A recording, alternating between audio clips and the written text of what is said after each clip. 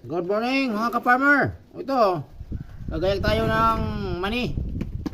Mani sa lupa, hindi sa hita. Sa lupa. So yan, tinatanggal natin sa shell nya kasi binilada natin. Then para gawing seedlings. Yan. So okay naman yung bottle nya, malalaki. Kung titingnan nyo, malalaki oh. Yan oh. Oh. Yan. So pwedeng-pwede. Ngayon, pararamihin natin ito. So, itatanim natin.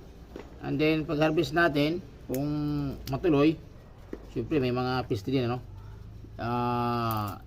Palawakin natin. Ibinhit ulit natin para masalong dumami.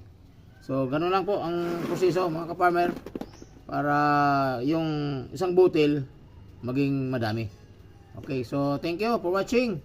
Abangan natin kung ano mangyayari dito sa mani. Thank you.